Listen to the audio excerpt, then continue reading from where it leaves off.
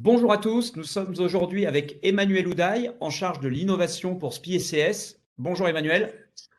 Bonjour François-Xavier.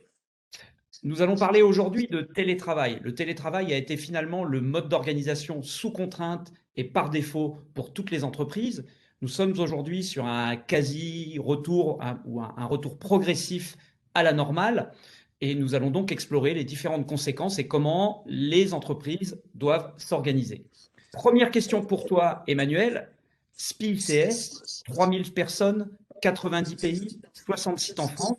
Ça s'est passé comment le passage au télétravail? Alors ça s'est très bien passé. C'est sûr que techniquement on était prêt, tant sur les outils, les équipements nomades et puis toutes les infrastructures de sécurité. En particulier, la suite collaborative Webex nous a permis de démarrer le télétravail de manière complètement fluide et déjà d'imaginer aujourd'hui un mode d'hybridation assez fluide.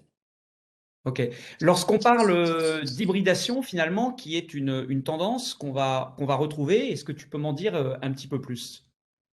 Alors, l'idée ou plutôt la problématique de l'hybridation, c'est d'inclure tous les participants à une réunion ou un atelier avec le même niveau d'implication. On se rend compte que c'est assez difficile en fait d'impliquer tout le monde de la même manière et de ne pas exclure les personnes qui sont à distance. Donc la qualité, on va dire, des solutions de visioconférence en particulier, hein, et puis la qualité du rendu sur des terminaux de salle est crucial pour rendre la collaboration pleine et partagée entre tous les participants. Tu as évoqué l'aspect plateforme, l'aspect technique avec Cisco Webex. J'aimerais qu'on s'attarde sur l'aspect humain du télétravail avec un premier sujet qui est le sujet du management. Lorsqu'on a une organisation comme SPI CS avec des équipes distribuées et une organisation assez sophistiquée, comment est-ce qu'on fait pour avoir des bonnes pratiques de management et finalement embarquer l'organisation et travailler au quotidien? Alors, tu as tout à fait raison, François-Xavier, c'est un point crucial, l'accompagnement des managers. Les collaborateurs faisant tous partie d'équipes avec des managers, on a besoin de les accompagner sur la structuration des réunions, des ateliers, augmenter leur niveau de collaboration. Et je veux dire que c'est le télétravail forcé à accélérer finalement cette collaboration et cette structuration. Donc ensuite, il faut aussi accompagner les managers à être présents sur l'ensemble de l'équipe et qu'il n'y ait personne qui soit perdu dans la nature. Alors justement, comment on fait en tant que patron de l'innovation chez SPI CS pour très concrètement pour arriver à continuer à avoir cette fertilisation d'idées et les échanges? Est-ce qu'il y a des techniques, des bonnes pratiques que tu as pu expérimenter ou que tu vas mettre en place maintenant qu'on vient vraiment dans le mode hybride? Alors la bonne nouvelle, c'est que typiquement l'année dernière, en 2020, on a fait notre Innovaton en ligne alors qu'il devait être en présentiel et on a remarqué que les équipes fonctionnaient aussi bien à distance, étaient aussi créatives, aussi impliquées qu'en présentiel. Donc on n'a pas une barrière à la créativité, à l'innovation, ça s'organise. Autre exemple qu'on a mis en place, hein, on a appelé ça des collaboration coffee. L'idée, c'est d'interconnecter des sites et des personnes qui peuvent être à distance avec une vidéo qui est montée, une visioconférence qui est montée en permanence et qui permet aux gens de se croiser. Donc, on retrouve un peu d'aléatoire, on va dire, dans les rencontres fortuites qui sont, on le sait bien, hein, source d'échanges, d'intelligence collective et de créativité. Ok, donc il y a vraiment des moyens de s'organiser différemment et de poursuivre la démarche d'innovation. En fait, c'est vraiment ton point.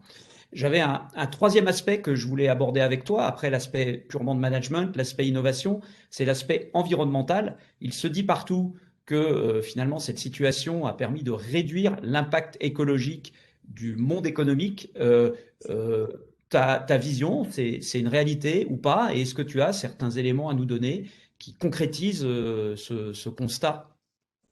Alors, très bonne question. En plus de ma casquette innovation, j'ai aussi une casquette numérique responsable.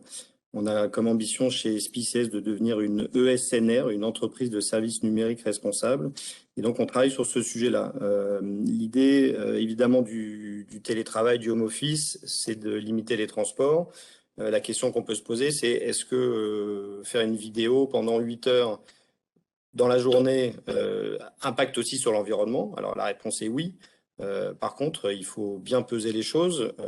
Donc 8 heures de visioconférence, c'est 50 à 100 fois moins d'impact en termes de, par exemple, d'émissions de gaz à effet de serre que 30 km d'aller-retour par jour pour aller au bureau. Si en conclusion, on pouvait imaginer un mot qui finalement résumerait l'année ou un peu plus d'une année qui viennent de se passer, ça serait lequel ce mot? Alors, je pense que ça serait le mot accélération. Dans ce qu'on s'est dit avant, effectivement, on s'est rendu compte que, évidemment, ça avait accéléré l'adoption des usages, hein, des nouveaux outils collaboratifs. Avant la crise, on avait déjà des solutions type WebEx de chez Cisco, mais on les utilisait peut-être à 20%. Aujourd'hui, on est capable d'utiliser, on va dire, à 80%, et on est du coup beaucoup plus productif. On a accéléré aussi donc sur le côté numérique responsable. Donc ça, c'est hyper important pour nous, hein, et hyper important pour tout le monde, pour la planète. En tant que SN, cette idée d'accélération, donc on se l'est appliqué évidemment. Enfin, c'est pas une idée, hein, on a accéléré en interne. Et notre objectif maintenant, avec des partenaires comme Cisco, c'est d'accélérer, d'accompagner les clients à accélérer leur propre transformation. Merci pour tout ce partage d'expérience, Emmanuel, très instructif. J'espère que ça inspirera toutes les personnes qui vont visionner cette vidéo. Je te souhaite une belle journée et merci à toi. Au revoir. Merci François-Xavier, à très bientôt.